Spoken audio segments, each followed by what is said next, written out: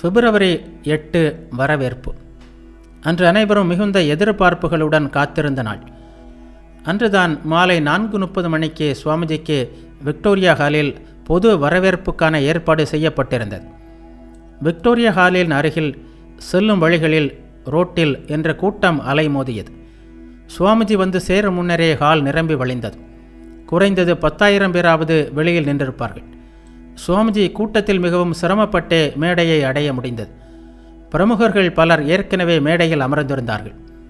சென்னை வரவேற்பு குழு, வைதிக வித்வத் கதா பிரசங்க சபா, சென்னை சமூக சீர்திருத்த சங்கம் ஆகியவை வரவேற்புரைகளை அளித்தன. கேத்திரி மன்னர் அனுப்பிய வரவேற்புரை படிக்கப்பட்டது. இவை தவிர சமஸ்கிருதம், ஆங்கிலம், தமிழ், தெலுங்கு ஆகிய மொழிகளில் 20 வரவேற்புரைகள் படிக்கப்பட்டன. இதற்குள் வெளியில் நின்றிருந்த கூட்டம் கட்டுக்கடங்காததாக ஆகியது.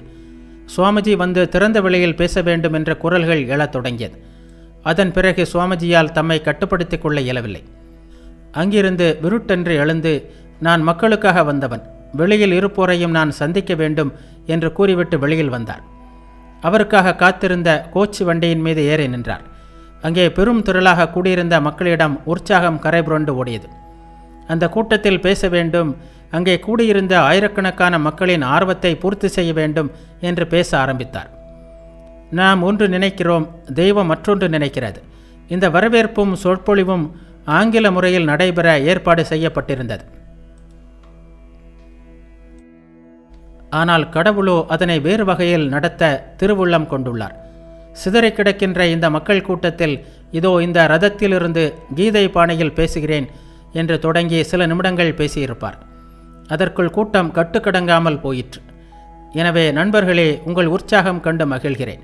மிகவும் மகிழ்ச்சி. எனக்கு உங்கள் மீது வருத்தம் என்று எண்ணி விடாதீர்கள். மாறாக உங்கள் ஆர்வம் எனக்கு எல்லையற்ற திருப்தியை அளிக்கிறது. அளவு கடந்த உற்சாகமே நமக்கு தேவை. ஆனால் இது நிலையாக இருக்குமாறு பார்த்து கொள்ளுங்கள். நண்பர்களே, இப்போதைக்கு விடைபெற்றுக் கொள்கிறேன். நீங்கள் எல்லோரும் கேட்கக்கூடிய வகையில் பேச முடியாது. எனவே இன்றைக்கு என்னை பார்த்தவரையில் திருப்தி அடையுங்கள். இன்னொரு சந்தர்ப்பத்தில் சொற்பொழிவு நிகழ்த்துவேன். உற்சாகமிக்க உங்கள் வரவேற்புக்கு நன்றி என்று கூறி தமது உரையை நிறைவு செய்தார் சுவாமிஜி. பிப்ரவரி 9 சுவாமிஜி 2 சொற்பொழிவுகள் ஆற்றினார். அலசிங்கர் திருவல்லிக்கேணி இலக்கிய சங்கத்திற்கு சுவாமிஜியை அழைத்திருந்தார். அங்கே சுவாமிஜி நம் முன் உள்ள பணி என்ற தலைப்பில் பேசினார். அன்று மாலையில் விக்டோரியா ஹாலில் சுவாமிஜியின் முதல் பொது சொற்பொழிவு நடைபெற்றது. அதன் தலைப்பு எனது போர் முறை. சுவாமிஜியின் வெற்றிக்கு சிலர் தாங்களே காரணம் என்பது போல் பிரச்சாரம் செய்திருந்தார்கள். அவற்றை மறுத்து உண்மை நிலை என்ன என்பதை இந்த சொற்பொழிவின் மூலம் எடுத்து கூறினார் சுவாமிஜி. அந்த சொற்பொழிவில் பலருடைய உண்மை நிலைமையை அவர் வெளிக்கொணர வேண்டியதாயிற்று. தியாசபிக்கல் சொசைட்டினர், பிரம்ம சமாஜத்தினர், பாதிரிகள் ஆகியோர் உண்மையில் அவருக்கு உதவவில்லை. மாறாக அவருக்கு எவ்வளவு தடைகளை உண்டாக்க வேண்டுமோ அதையே செய்தார்கள் என்பதை துறவியான அவர் எந்த தயக்கமுமின்றி துணிச்சலாக பேசினார். சுவாமிஜி நேரடியான தாக்குதல் பலருக்கும் பிடிக்கவில்லை. சுவாமிஜியிடம் மிகுந்த ஈடுபாடு கொண்டவரும் சென்னை வரவேற்பு கமிட்டியின் தலைவராக இருந்தவருமான நீதிபதி சுப்பிரமணிய ஐயர் சுவாமிஜியிடம் தமது நெருக்கமான தொடர்பை விட்டுவிட்டார். ஏனென்றால் அவர் தியாசபிக்கல் சொசைட்டியில் முக்கிய அங்கத்தினர். ஆனால் இது போன்ற எந்த பிரச்சனைகளும் சுவாமிஜியை பாதிக்கவில்லை. தமது நிலையை பற்றி அவர் பிரம்மானந்தருக்கு எழுதினார். தியாசபிக்கல் சொசைட்டியினரும் பிறரும் என்னை பயமுறுத்த விரும்பினர். அதனால் நான் என் மனதில் உள்ளதை சிறிது அவர்களுக்கு சொல்ல வேண்டியதாயிற்று. நான் அவர்களுடன் சேராததால் அவர்கள் என்னை எப்போதும் அமெரிக்காவில் நெருங்கிக் கொண்டே இருந்தார்கள் என்பது உனக்கு தெரியும். நீ பயப்பட வேண்டாம். நான் தனியாக வேலை செய்யவில்லை. இறைவன் எப்போதும் என்னுடன் உள்ளார். பிப்ரவரி 10 சுவாமிஜி இந்து சமுதாய சீர்திருத்த சங்கத்தில் விருந்தினராக அழைக்கப்பட்டார். சீர்திருத்தம், சீர்திருத்தவாதி போன்றவை பற்றி தாம் கூறிய கருத்துக்களை இங்கே சுவாமிஜி விளக்கினார்.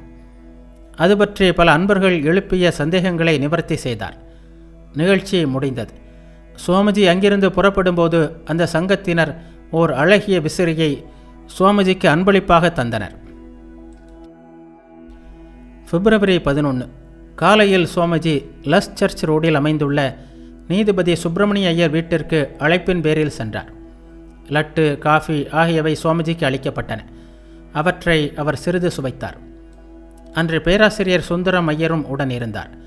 திருவனந்தபுரத்திலும் அவர் சுவாமிஜியுடன் நெருக்கமாக பழகியவர். சாப்பாடு விஷயத்தில் சுவாமிஜி பெரிய ஈடுபாடு காட்டியதில்லை என்கிறார் அவர். அன்று நீதிபதியிடம் சுவாமிஜி தமது சமய சமரச கோவில் கருத்து பற்றி பேசினார். இந்து, முஸ்லிம், கிறிஸ்தவர், பௌத்தர் அனைவரையும் சகோதர உணர்வுடன் அந்த கோவிலின் கீழ் திரள செய்ய வேண்டும். அந்த கோவிலின் அமைப்பே புதுமையாக இருக்கும். எல்லா மதத்தின் தீர்க்கதரிசிகளின் சிலைகள் அதில் இருக்கும். அந்த கோவிலுக்கு முன்னால் திறந்த வெளியில் ஒரு தூணில் ஓம் என்ற எழுத்து பொறிக்கப்பட்டிருக்கும். அன்று விக்டோரியா ஹாலில் சுவாமிஜி இந்திய ரிஷிகள் என்ற தலைப்பில் 2வது பொது சொற்பொழிவு ஆற்றினார். பிப்ரவரி 12 கேசில் கெர்னனில் தொடர்ந்து மக்கள் வந்த வண்ணம் இருந்தனர். மாலை 4:30 மணிக்கு சுவாமிஜி இந்து தியாலாஜிக்கல் உயர்நிலைப் பள்ளிக்கு சென்றார். அங்கு அவருக்கு 2 வரவேற்புரைகள் அளிக்கப்பட்டன. சுவாமிஜி அவற்றை ஏற்றுக்கொண்டு பதிலுரை வழங்கினார். இந்த நிகழ்ச்சியை தொடர்ந்து பெரம்பூர் அன்னதான சமாஜத்தின் 6ஆம் ஆண்டு விழாவில் கலந்து கொண்டார். நிகழ்ச்சி பச்சையப்பா ஹாலில் நடைபெற்றது. அங்கும் சுவாமிஜி சொற்பொழிவு ஆற்றினார். பிப்ரவரி 13 மாலையில் 3ஆம் பொது சொற்பொழிவு பச்சையப்பா ஹாலில் வேதாந்தமும் இந்திய வாழ்க்கையும் என்ற தலைப்பில் நடைபெற்றது. அன்று மேடையில் ஜி. சுப்பிரமணிய ஐயரும் இருந்தார். சொற்பொழிவின் இடையில் சுவாமிஜி இளைஞர்களுக்கு அறை கூவுகின்ற பகுதி வந்தது. முதலில் நமது இளைஞர்கள் வலிமை பெற்றவர்களாக வேண்டும். மத உணர்ச்சி அதற்கு பின்னரே வரும். நீங்கள் கீதையை படிப்பதை விட கால்பந்து ஆடுவதன் மூலம் சொர்க்கத்திற்கு மிக அருகில் செல்ல முடியும். உங்கள் கை, கால் தசைகளில் இன்னும் கொஞ்சம் வலிமை சேர்ந்தால் கீதையை இன்னும் நன்றாக புரிந்து கொள்ள முடியும் என்று பேசினார். இதை கேட்டுக்கொண்டிருந்த சுப்பிரமணிய ஐயர் அருகிலிருந்தவரிடம் தமிழில், இதைத்தான் நானும் மீண்டும் மீண்டும் சொல்லிக் கொண்டிருக்கிறேன். ஆனால் ஒருவரும் அதை பெரிதாக எடுத்துக்கொள்ளவில்லை. இப்போது சுவாமிகள் கூறுகிறார், எல்லோரும் ஆர்ப்பரிக்கிறார்கள் என்றாராம். சொற்பொழிவை நிறைவு செய்துவிட்டு சுவாமிஜி ராயப்பேட்டை பேட்டர்சன் தோட்டத்தில் உள்ள எல். கோவிந்ததாஸ் என்பவரின் வீட்டிற்கு சென்றார். ஐரோப்பியர்கள் பலர் அங்கே திரண்டிருந்தார்கள். சுவாமிஜிக்கு வரவேற்புரை அளிக்கப்பட்டது. வீணை மற்றும் கிதார் கச்சேரிகள் நடைபெற்றன. பின்னர் சுவாமிஜிக்கு ஆரஞ்சு வண்ண சில்க் துணிகள் வழங்கப்பட்டன. மாலை மரியாதைகள் செய்யப்பட்டன. பிப்ரவரி 14 ஹார்ம்ஸ்டன் சர்க்கஸ் வளாகத்தில் சுவாமிஜியின் கடைசி பொது சொற்பொழிவு நடைபெற்றது. சுமார் 3000 பேர் வந்திருந்தனர். தலைப்பு இந்தியாவின் எதிர்காலம். சுவாமிஜியின் சொல்லாற்றல் அன்று உச்சத்தில் இருந்தது. மேடையில் அங்குமிங்குமாக நடந்த வண்ணம் அவர் சொற்பொழிவு ஆற்றியது ஒரு சிங்கம் தனிமையில் உலவியபடி கர்ஜிப்பது போல் இருந்தது. அவரது குரல் எங்கும் எதிரொலித்தது. கேட்பவர் இதயங்களில் ஊடுருவியது போல் இருந்தது என்று சுந்தரராம ஐயர் எழுதுகிறார். இந்த சொற்பொழிவில்தான் சுவாமிஜி தமிழ் மக்களின் மீது தமது நம்பிக்கையை வெளிப்படுத்தினார். சென்னை இளைஞர்களே, என் நம்பிக்கை உங்களிடம்தான் இருக்கிறது. உங்கள் நாட்டின் அழைப்பிற்கு செவி சாய்ப்பீர்களா? இது தமது கடைசி சொற்பொழிவு என்பதாலோ என்னவோ அவர் தமிழ் மக்களிடம் அத்தகையதொரு பேரன்பை வெளிப்படுத்தினார். அவரது சொற்பொழிவு முடிந்தபோது கைத்தட்டல்களும் வாழ்த்தொலிகளுமாக எங்கும் பேரொலி பறந்தது. இனி சுவாமிஜி ஒவ்வொரு வருடமும் சென்னைக்கு வருவார் என்று அறிவிக்கப்பட்டது. ஆனால் இறைவனின் திருவுள்ளம் என்னவோ அதுவாக இருக்கவில்லை.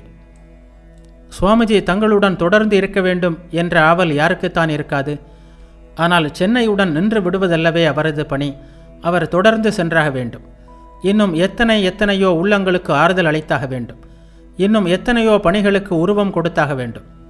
எனவே அவர் 15ஆம் தேதி புறப்படுவதென்று முடிவாயிற்று.